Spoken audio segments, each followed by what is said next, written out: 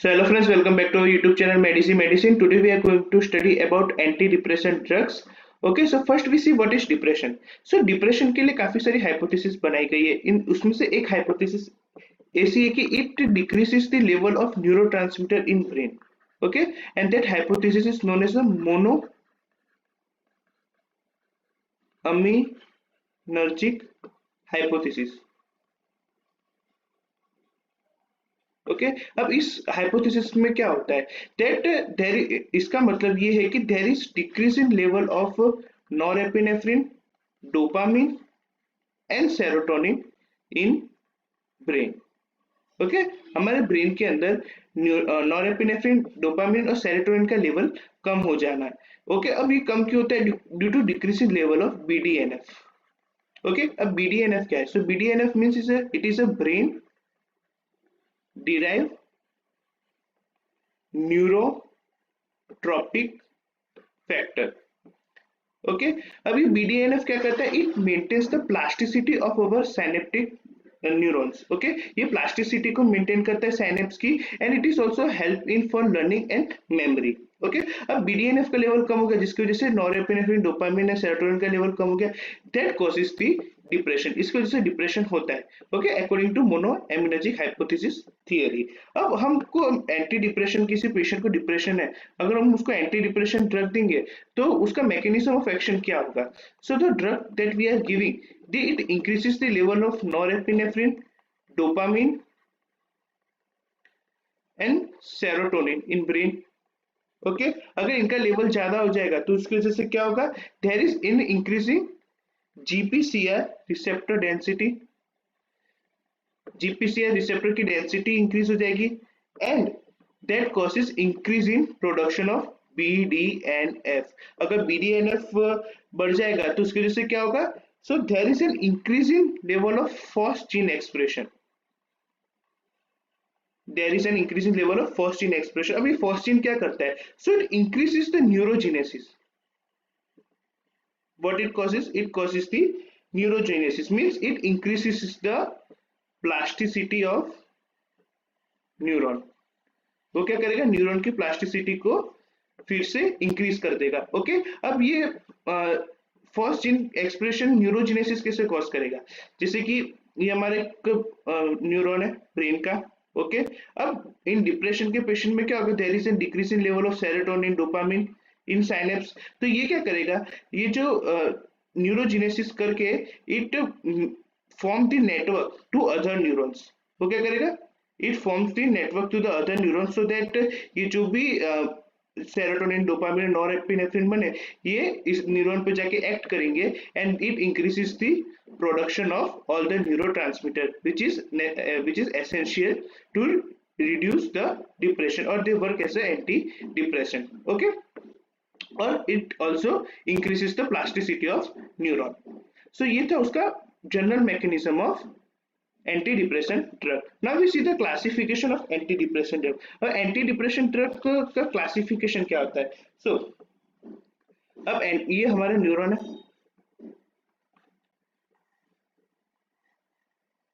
okay and this is synaptic vesicle अब ये जो हमारे जो न्यूरॉन में जो डोपामिन एपिनेफ्रिन और एपिनेफ्रिन बना ठीक है उधर उसको डिग्रेड करता है there is one enzyme which degrade the norepinephrine dopamine and serotonin that is a MAO enzyme okay अब इसमें भी पर्टिकुलरली माओ ए होता है ठीक है अब ये माओ ए क्या करता है इस ये जो हमारे नॉरएपिनेफ्रिन और डोपामिन बने इसको क्या करेगा इट डिग्रेड्स इट उसको डिग्रेड करेगा तो अगर हम ऐसे ड्रग्स देंगे जो इस माओ ए को अगर इनहिबिट करे then it increases the level of neurotransmitter okay ये क्या करेगा अगर हम ऐसे ड्रग्स देंगे जो माओ ए को इनहिबिट करेगा वो क्या करेगा नॉरएपिनेफ्रिन डोपामिन एंड सेरोटोनिन का लेवल बढ़ा देगा and it work as anti depressant secondly ये जो भी न्यूरोट्रांसमीटर रिलीज हुए अगर हम इसका अपटेक रोक दे अगर हम इसका जैसे कि सेरोटोनिन दे तो जो सेरोटोनिन का जो अपटेक है अगर हम उसको रोक दे या तो नॉरएपिनेफ्रिन का अपटेक हम रोक दे then it also increasing the level of concentration of neurotransmitter in synapse तो उसके वजह से भी क्या होगा न्यूरो ट्रांसमीटर का लेवल साइनेप्स में फर्दर इंक्रीज हो जाएगा सो हमने ऐसी ही ड्रग्स कुछ बनाई विच first, which inhibit the reuptake, means reuptake of neurotransmitter, and secondly, we have made some MAO inhibitors, and third, the drugs, there are some new drugs which are also going to study, okay, that are atypical antidepressant.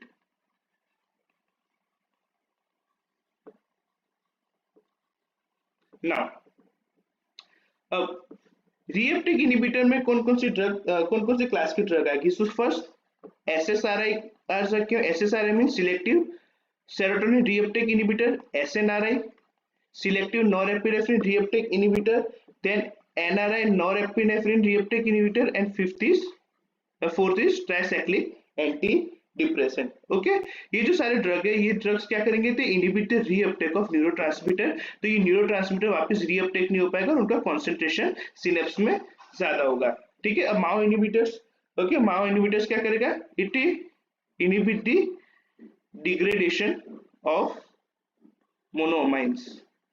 Okay, वो monoamines के का degradation नहीं होने देगा, जिसकी वजह से ज्यादा न्यूरोट्रांसमीटर साइनेप्स पे प्रेजेंट होंगे. Now, first we see the SSRIs. अब SSRI है, अब SSRI is a, उसका फुल फॉर्म क्या बताया मैंने? Selective serotonin reuptake inhibitor. Okay, अब सिलेक्टिव सेरोटोनिन रीअपटेक इनहिबिटर की ये कहाँ ड्रग ऑफ चॉइस होते हैं, पहले हम वो देखेंगे. So they are the drug of choice in depression, obviously. हाँ, और डिप्रेशन में अभी सबसे ज्यादा जो ड्रग यूज होती है that are SSRIs. Then it is also drug of choice for neurosis and anxiety disorders. It is also drug of choice in neurosis and anxiety disorder like generalized anxiety disorder, obsessive compulsive disorder, OCD वगैरह में भी drug of choice है. And it is somewhat, and it is also drug of choice in premature ejaculation. Okay, it is also drug of choice in premature ejaculation में भी ये SSRI drug of choice होते हैं. and it is also used in, अब ये premature ejaculation में कैसे काम करते हैं that we will study in after some time. Okay, then it is also used in the post menopausal hot flushes. Okay, it is also used in post menopausal hot flushes. now उसके अंदर कौन कौन सी drug include होगी? सो हम इनको याद कर सकते हैं. This drug is FECS PDF. Okay, face PDF से हम इसको याद कर सकते हैं. मैं ड्रग्स के नाम पहले से इसलिए लिख के रखता हूँ ताकि it saves your time and my time also. Okay, so first F for fluoxetine, E for escitalopram, C for citalopram, S for sertraline, P for paroxetine, D for depoxetine, and F for fluoxamine.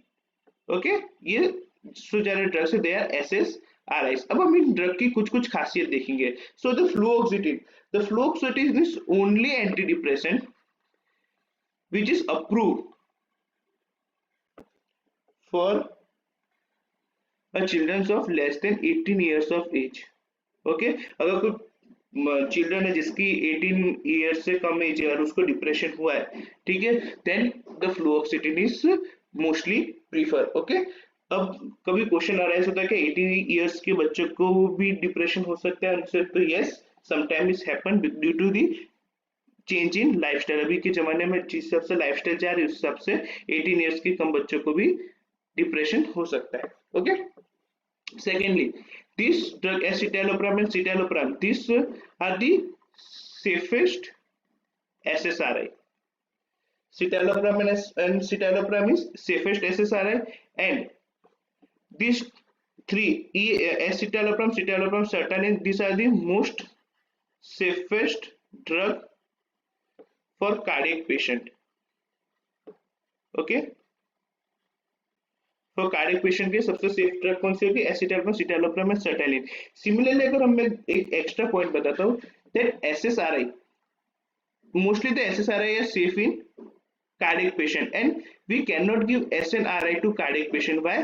Because अगर हम SNRI देंगे तो क्या करेगा? It increases the level of serotonin as well as norepinephrine okay, serotonin और norepinephrine दोनों का level बढ़ा देगा। अगर मान लो कोई पेशेंट को हाइपरटेंशन है, ठीक है, कोई भी कार्डियक एबनॉर्मेलिटी, कोई भी कार्डियक डिसीज है, अगर नॉरएपिनेफ्रिन का लेवल इंक्रीज हो जाएगा तो क्या होगा, there is increase in heart rate, okay, it may causes tachycardia, so that's why SNRI is avoided in the patient of cardiac disease. Okay, हम कभी भी cardiac disease के patient को SNRI देंगे नहीं।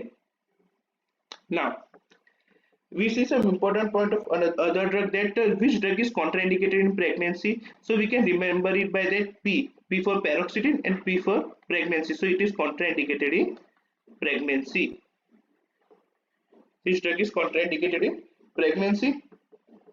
Then depoxetine we are giving for premature ejaculation. Depoxetine we are giving for premature ejaculation. And ये जो फ्लूवोक्सामिन है, ये जो फ्लूवोक्सामिन, it is not approved for depression.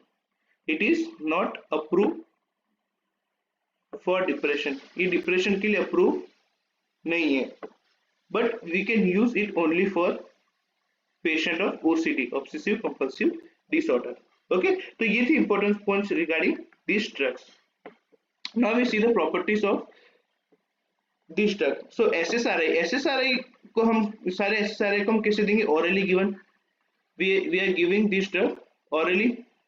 Now we are giving this drug once a day, दिन में एक ही बार देंगे, ठीक है। It is metabolised by microsomal enzyme family CYP2D6, okay, and it is also inhibitor of CYP2D6, okay. अगर ये inhibitor है, माइक्रोसोमल एंजाइम से अगर ये इनहिबिटर है तो obviously it causes drug drug interaction. Then ये कौन सा ड्रग ड्रग इंटरेक्शन कॉज करेगा, सो टेमोक्सिफेन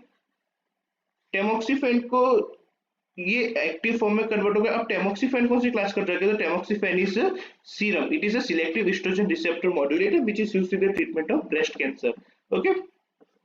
ना अब ये टेमोक्सिफेन है, it is metabolised, active form में कन्वर्ट होता है बाय एंजाइम CYP2D6। अगर मान लो कोई पेशेंट है, अगर वो डिप्रेशन है और उस टेमोक्सिफेन भी ले रहा है, ठीक है, तो क्या होगा, ये जो हमने ये एंटी डिप्रेशन SSRI ये क्या करेगा, इस एंजाइम को इनहिबिट कर देगा, जिसकी वजह से टेमोक्सिफेन उसका एक्टिव फॉर्म में कन्वर्ट नहीं हो पाएगा, and it shows drug drug interaction, okay. It decreases the action of टेमोक्सिफेन, वो क्या करेगा, टेमोक्सिफेन का एक्शन को कम कर देगा।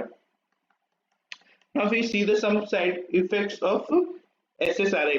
उससे पहले एक और एडिशनल पॉइंट, दैट कोई पूछे which is the longest acting SSRI, longest acting SSRI, so that is फ्लोक्सिटिन।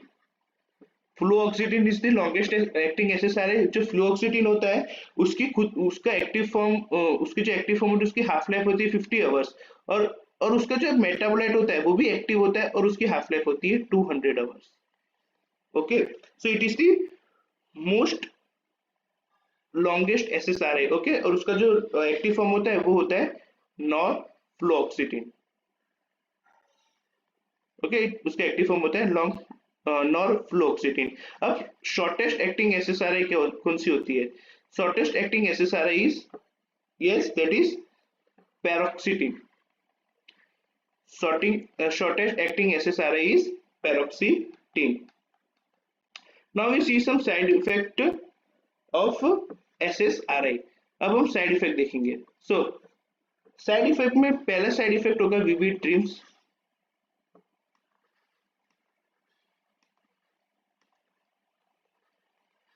Dreams, okay, insomnia, then suicidal tendency and anxiety, okay.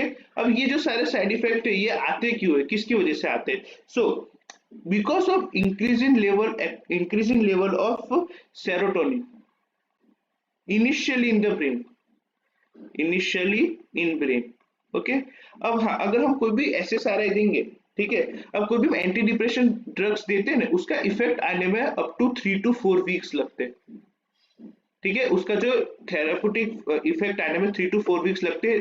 अगर हम अप्रोक्सीमेट ले तो अप टू 1 मंथ, ठीक है, अप टू 1 मंथ के बाद उसका थेराप्यूटिक इफेक्ट आता है, ठीक है। लेकिन जब हम इनिशियल डोज पे देंगे, जब हम इनिशियली पेशेंट को स्टार्ट किए एसएसआरआई पे, then what happen, there is an increase in level of serotonin and in brain. अब ये ब्रेन है, इसमें सेरोटोनिन का लेवल ज्यादा हो गया तो क्या होगा, in our brain there is a 5-HT2 receptors are present, and due to increase in level of serotonin it stimulate the 5-HT2 receptor and it causes these side effects, okay।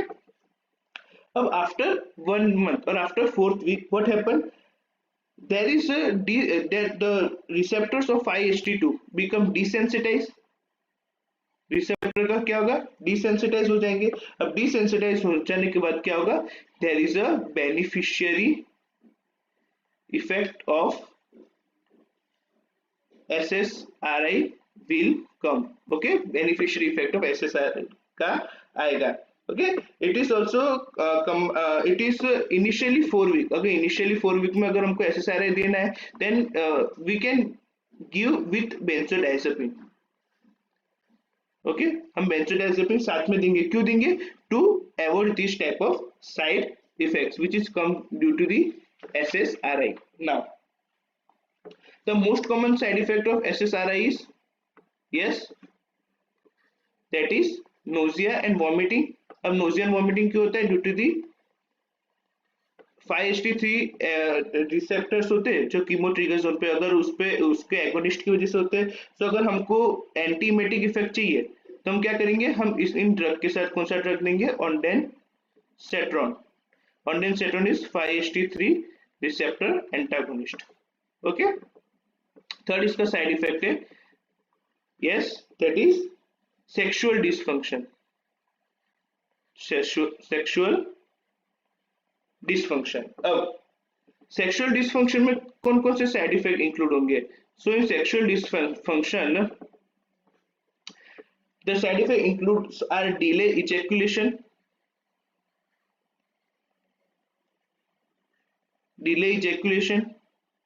second anorgasmia, and third is erectile dysfunction, or we can also say impotency, okay। अब ये क्यों होता है, सो मान लो ये अपना corpus कैवेनोसम है, corpus cavernosus है, okay, it is a corpus cavernosus. अब इधर क्या होता है, 5-HT2 रिसेप्टर्स प्रेजेंट होते हैं, 5-HT2 रिसेप्टर। अब 5-HT2 रिसेप्टर जैसे स्टिमुलेट होंगे, it causes the vasoconstriction। what it causes, it causes the vasoconstriction। due to this vasoconstriction these side effects are came, okay, due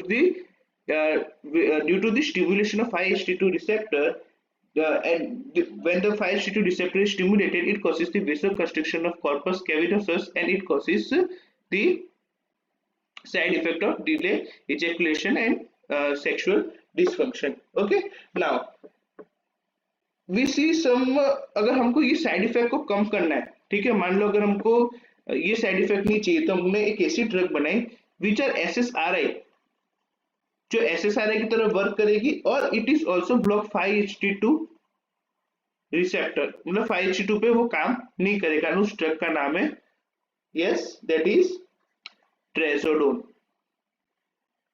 okay. उसकी trazodone का एक main advantage है that there is no sexual side effects, इस drug का कोई भी sexual side effect होता नहीं है। Now the last but not least the main side effect of SSRI is that is platelet dysfunction। अब प्लेटलेट डिसफंक्शन में क्या होगा, it causes the thrombocytopenia, it causes the thrombocytopenia and it causes the bleeding, ठीक है। अब ये bleeding कैसे cause करेगा, सो ये जो हमारा प्लेटलेट है, मान लो हमारा प्लेटलेट है ब्लड में, अब ये प्लेटलेट क्या करेगा, ये जो भी सेरोटोनिन होगा उसका अपटेक कर लेता है and it form the thrombus, ठीक है। मतलब ये प्लेटलेट एग्रीगेट करेगा, कब एग्रीगेट करेगा, जब ये जितना भी सेरोटोनिन होगा वो प्लेटलेट ले लेता है and it causes the aggregation.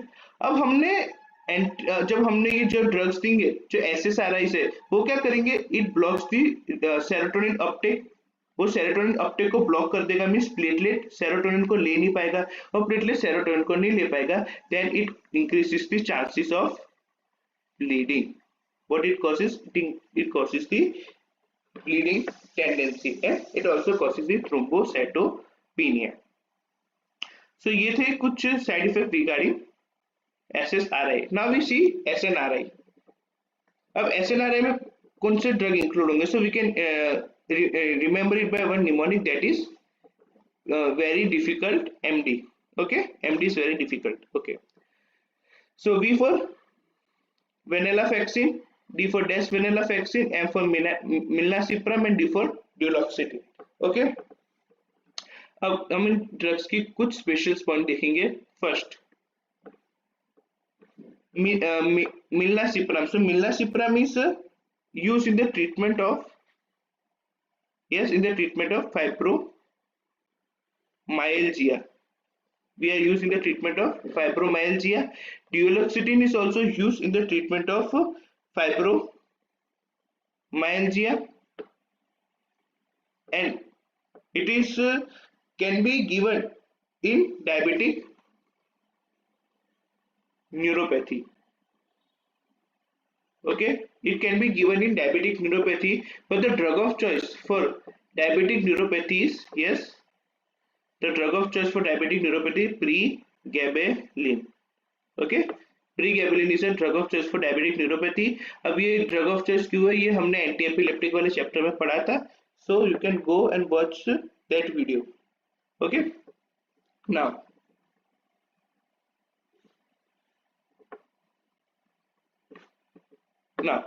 अब it is also causing the sudden IV as IUS opening. Means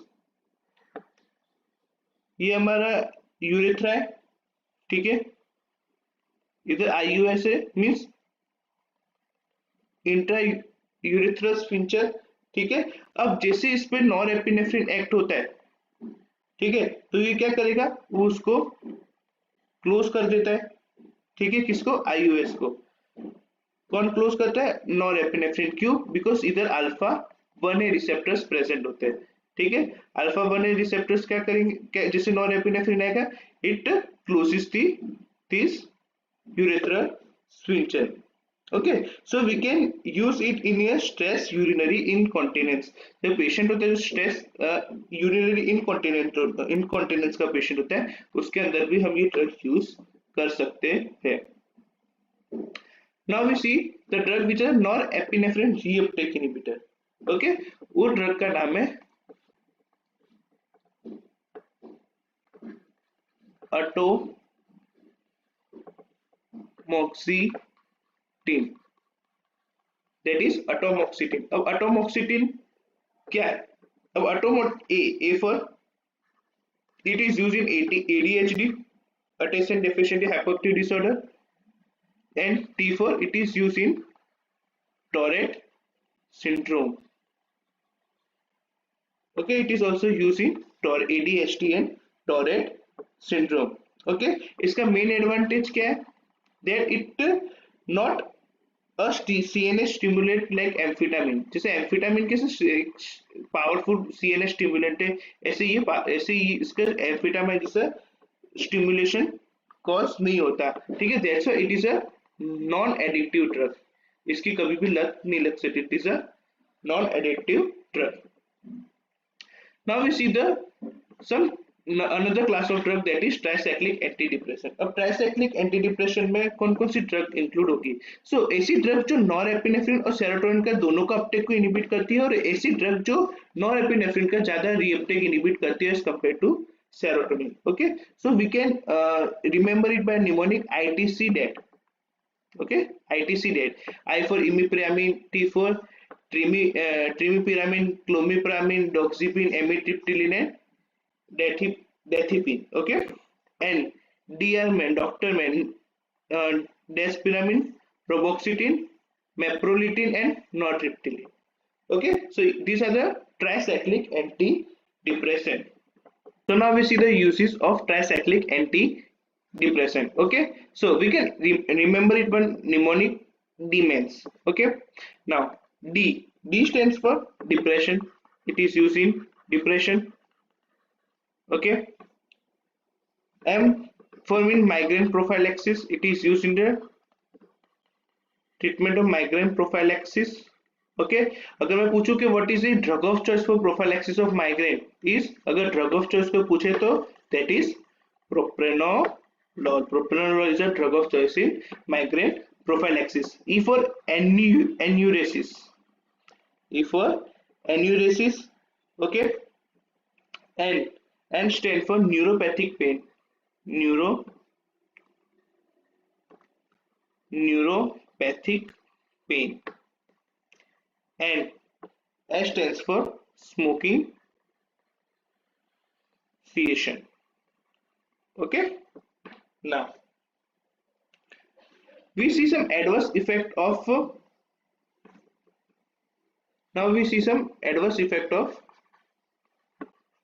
TCA. Okay, so in adverse effect of TCA it is the same like SSRI. जो SSRI के थे उसी के जैसे इसके adverse effect है, ठीक है. And it also blocks many receptors like antihistaminic. अगर एंटीहिस्टामिनिक हिस्टामिन के रिसेप्टर को ब्लॉक करेगा तो क्या होगा? Yes, it causes sedation. Okay, उसमें सबसे ज्यादा सीडेशन होता है डॉक्सीपिन से.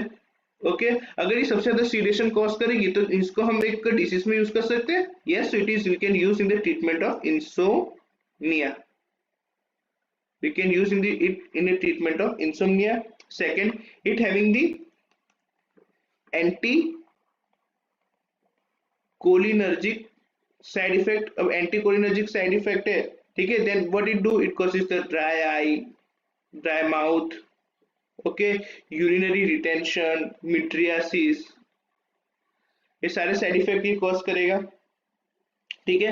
उसमें भी सबसे ज्यादा एंटीकोलिनर्जिक इफेक्ट कौन सी ट्राइसाइक्लिक एंटी डिप्रेसेंट शो करेगी? तो that is imipramine. Okay, and it is also used in the treatment of bed wetting. बिस्तर में सुसु कर जाते हैं ना, that is bed wetting. Okay, हम उसको इमिपिरामिन को यूज कर सकते हैं. उसकी और भी साइड इफेक्ट्स है like it blocks alpha receptor, alpha blocking property. ठीक है, अगर अल्फा को ब्लॉक कर देगा it causes hypotension. It blocks sodium, so we can use as a local anesthetic. Okay, it also blocks sodium and potassium channel in heart on heart. अगर potassium channel block हो जाएगी तो उसकी वजह से क्या होगा? Yes, it increases the QT interval. QT prolongation cause करेगा. क्यूटी प्रोलोंगेशन होने की वजह से it causes one arrangement that is known as torsades de pointes. Okay, now और ये ऑल एंटी डिप्रेशन ड्रग्स होते थे. Increases the amine level, increases the amine levels. Okay, अगर अमाइन लेवल को इंक्रीज करेंगे तो there may be chances of seizure also. Okay, अब now last point of this lecture is that अगर मान लो मैंने किसी पेशेंट को ट्राइसाइक्लिक एंटी डिप्रेशन से टॉक्सिसिटी हो गई है, टॉक्सिसिटी, तो उसके लिए ड्रग ऑफ चॉइस क्या होगा? What is a drug of choice for toxicity of tricyclic anti depression? That is sodium bicarbonate. The drug of choice for toxicity of TCA is sodium bicarbonate. Okay, अगर आपको ये मेरा video अच्छा लगा हो तो प्लीज मेरी चैनल को लाइक कीजिए, शेयर कीजिए एंड अपने दोस्तों को बोल के सब्सक्राइब कीजिए. Thank you.